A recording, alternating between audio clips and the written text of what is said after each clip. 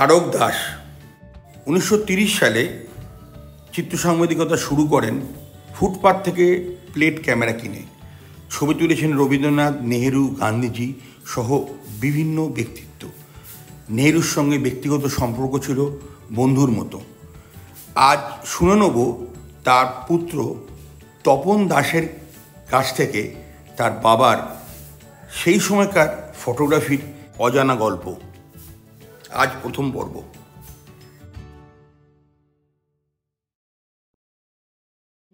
Art স্কুলে উনি পড়তেন, গভর্নমেন্ট আর্ট স্কুলে পড়তে উনি খুব কৃতি ছাত্র ছিলেন ওখানে। তো উনি তখন এটা 29 সাল কি 30 সালের ঘটনা, 30 সালের ঘটনা, আমার ঠিক এক্স্যাক্ট মনে নেই, বাবা যেরকম আমাকে বলেছিলেন আর কি। তো সে আমি দেখলাম যে বাবা বলেছিলেন আমাকে যে 30 সালের মতো এরকম হবে। আমি স্কুল আর্ট স্কুল থেকে পড়ে ধর্মতলায় ঘুরছি, ধর্মতলায় ঘুরতে ঘুরতে কি বলে আমাদের মিউজিয়ামের ওখানে তখন সব বিদেশি ক্যামেরা ও তা সব ওই ফুটপাতে পাওয়া যেত। তো তখন ফুটপাত থেকে বাবা একটা ট্রাইপড কিনলো। বাবা তাকে নাম দিয়েছিল তিন ঠ্যাঙা একটা ট্রাইপড কিনলো, আর একটা ছোট্ট বক্স ক্যামেরা কিনলো। বক্স ক্যামেরা বলতে মানে ওই ক্যামেরা কি বলে সামনের লেন্সে আলো লাগিয়ে ভেতরে ঢোকানো প্লেট ক্যামেরা ওটা কিনলো। কিনে আমাদের বেঙ্গল ফটো টাইপের একজন কর্ণধার ছিলেন কাঞ্চন মুখোপাধ্যায় হচ্ছে আমাদের এই প্রেস ফটোগ্রাফির জগতের যেসব লোক কাজ করছেন তাদের গুরু ছিলেন। উনি গুরু ছিলেন এই জন্যে যে বীরেন্দ্রনাথ সিংহ, যিনি আনন্দবাজারের প্রথম স্টাফ ফটোগ্রাফার হয়েছিলেন, বাবা তো তখন বাবাকে সুরেশবাবু বলেছিলেন, সুরেশ মজুমদার, যে তারক তুমি আমাদের এখানে ছবি তোলো এবং আমাদের এখানে তুমি স্টাফ হও। এটা বীরেনবাবুর 33 সালের আগে, 30 সালের কথা বলছি। তখন বাবা অলরেডি ছবি টবি তুলতে আরম্ভ করেছে, আঁকা টাকা আরম্ভ করেছে, ইলাস্ট্রেটগুলি থেকে আরম্ভ করে, স্টেজ প্যান থেকে আরম্ভ করে সব কাগজের উনি ওই লিথোগ্রাফ যাকে বলে ওই সবগুলো বাবা করতেন। তার জন্য তার অনেক পয়সা কুড়ি উনি পেতেন মানে বাবাকে রোজগার করতে হতো এই জন্যে যে তার অনেক পুষ্টি ছিল। মানে খুব গরিব থেকে আমরা আস্তে আস্তে উঠে এসেছি। খুবই গরিব ছিল।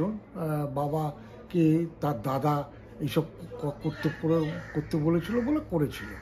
এখন তারপরে হলো কি, তিনি আস্তে আস্তে এই ছবির জগতে এলেন।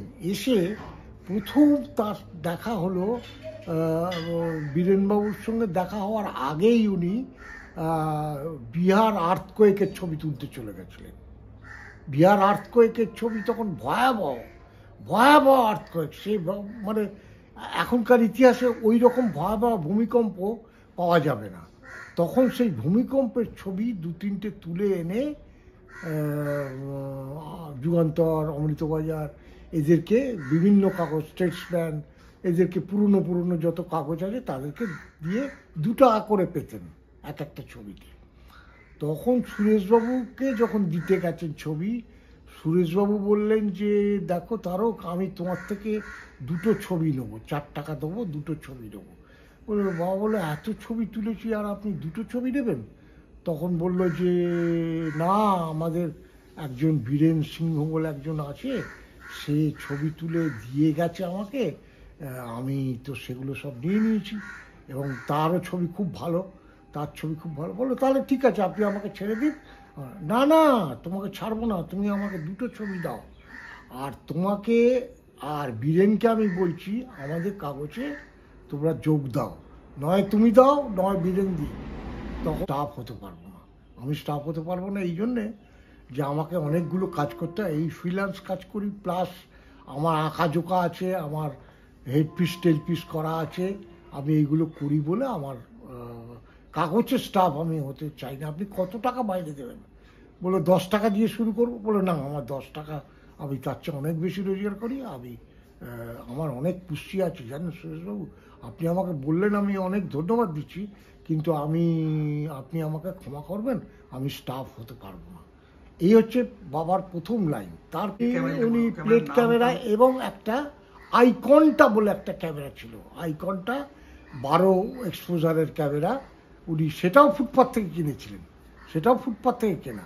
সেই ফুটপাথ থেকে কেনা ক্যামেরা দিয়েই 8 এক্সপোজার করে ওটাকে, বাবা একটু বড় নেগেটিভ পছন্দ করতেন। বাবা যখন ফুল পেজের ফটোগ্রাফার হলো তখন বাবাকে তরুণকান্তি ঘোষ, তার ভাই শত ঘোষকে বিদেশ থেকে একটা ক্যামেরা আনতে বলেছিল আমার বাবাকে দেওয়ার জন্য। তো বাবা ওই ক্যামেরাটা শতবাবু যখন দিলেন যে তারকদা এই আমি ক্যামেরা এনেছি, আমাকে তরুণ বলেছে ক্যামেরাটা আপনি নিন। বাবা বললেন না, আমি ছোটো মিনিয়েচার ক্যামেরা দিয়ে ছবি তুলবো না, আমি যা আমার বেশা আছে এখন 8 এক্সপোজারের বেশা, আমি এই দিয়ে তুলি, আমি এটা। বলে না, আমাকে তো বলেছি আপনাকে দিতে, আপনি নিন এই ক্যামেরাটা। তখন অনেক দিন হয়ে গেছে, সেটা তোমাকে আমি বলছি, এটা 50-55 সালের পরে কথা। তার আগে বাবা এই ক্যামেরা দিয়ে শুরু করলেন। এইবারে রবিবাবু প্লেট ক্যামেরাই ছিল, মানে প্লেট ক্যামেরাই ছিল, মূলত প্লেট ক্যামেরা। তারপরে plane negative camera, negative camera, মানে শুরুটা উনি প্লেট ক্যামেরা দিয়ে করেছিলেন। শুরুটা প্লেট ক্যামেরা, ওই 3 টাকা এটা নিয়ে ওই প্লেট ক্যামেরা দিয়ে শুরু করেছিলেন। এবং কিছু কিছু ওদের আর্ট স্কুলে কিছু কিছু শেখাতো ফটোগ্রাফি সম্বন্ধে, কিছু কিছু উনি ওইখান থেকে জ্ঞান নিয়েছিলেন। তো তারপরে হলো কি, উনি 36 সালে একটা পুলিশ অফিসার, বাবার পুরনো আত্মীয় বা কেউ হবে, তখন তো ব্রিটিশ আমল, তখন ওই বললো যে কথায় প্রসঙ্গে তাকে বললো যে এরকম নেহেরুজি কালকে রবীন্দ্রনাথের সঙ্গে দেখা করতে আসবে। ইট ওয়াজ 1936, এবং তিনি দেখা করতে আসবেন, আপনি দেখা করতে আসতে পারেন, এই হচ্ছে আমার কাছে খবর আছে। তখন বাবা রাত্রির বেলায় এই খবরটা পাওয়ার পরে, রবি চৌধুরী ছিলেন অমৃতবাজারের নিউজ এডিটর, উনি ওনাকে শুধু বলেছে এটা কাউকে বলবেন না, এটা বললে পরে আমার এক্সক্লুসিভটা নষ্ট হয়ে যাবে, আমি আপনাকে যে ফার্স্ট আপনাকেই ছবি দেবো।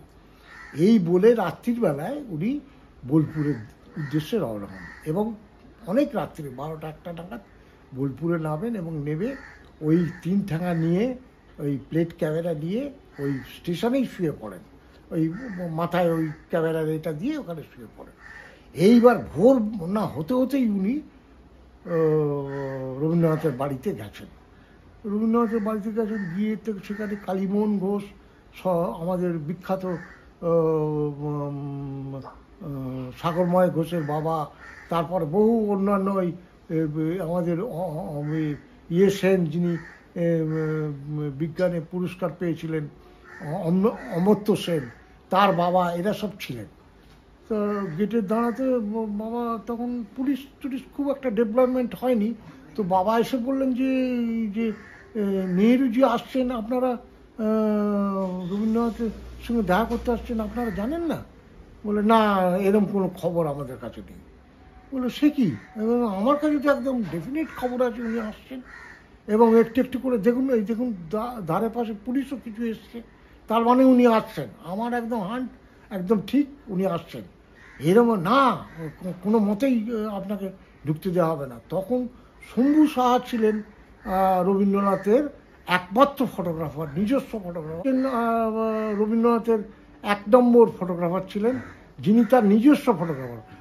শান্তিনিকেতনে যা যা ঘটনা ঘটতো সব উনি, আজকেরকার বাজারে যদি আপনি রবীন্দ্রনাথের কোনো পুরনো ছবি দেখেন, সেটা কিন্তু শম্ভু সাহার তোলা, এবং শম্ভু সাহা খুব বিখ্যাত হয়েছিলেন এই জন্যে। যাই হোক, সেই চেঁচামেচিতে উনি রবীন্দ্রনাথ ঘরে তখন বসে গেছেন, অলরেডি বসে গেছেন, এবং বলেছে যে ওনাকে ঢুকতে দাও, ওকে ঢুকতে দাও।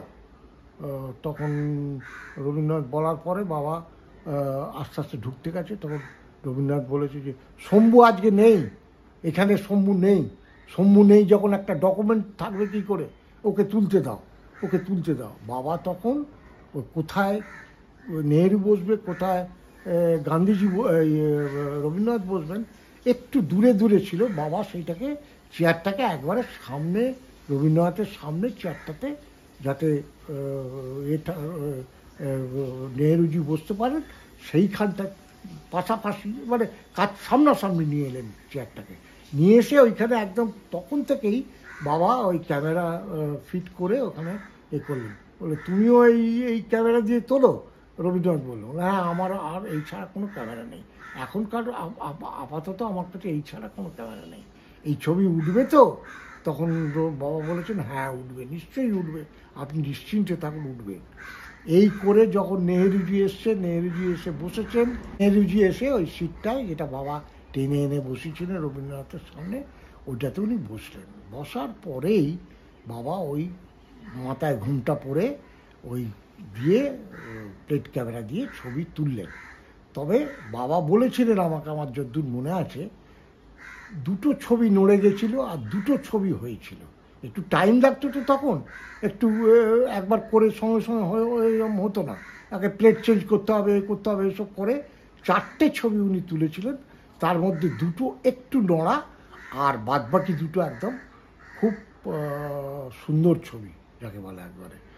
সেই ছবি তুলে উনি রবীন্দ্রনাথকে প্রণাম করে চলে এলেন। এবং পরবর্তীকালে উনি আবার শান্তিনিকেতনে গেছিলেন, বলেছিলেন গুরুজি আপনার, উনি দিতে গেছিলেন আসলে এই ছবিটা, যেহেতু সমস্যা নেই, রবীন্দ্রনাথ বলেছিলেন যে তুমি এই ছবিটা আমাকে দেবে। তখন বাবা সেই ছবি নিয়ে যখন যায়, তখন বহু লোকের সঙ্গে ওই রবীন্দ্রনাথের বাড়িতে অন্তত 10-12 জন লোকের সঙ্গে বাবা একটা গ্রুপ ছবি তোলেন রবীন্দ্রনাথের সঙ্গে। গ্রুপ ছবিটা তুলেছিলেন অন্যকে, তখন বোধহয় শম্ভুসাহাই হবে। গ্রুপ ছবিতে বাবা রবীন্দ্রনাথের পেছনে দাঁড়িয়ে আছেন, একবারে কাউকে ওখানে ঢুকতেই দেয়নি, ওখানে দাঁড়িয়ে আছেন, পাশাপাশি অন্যান্য লোকজনেরা ছিল। এটা বাবার একটা অ্যাচিভমেন্ট বলতে পারেন, যে আমি সেই ছবিটা দেখাতে পারি আপনাদের, যে ছবিটা রবীন্দ্রনাথের পেছনে বাবা দাঁড়িয়ে।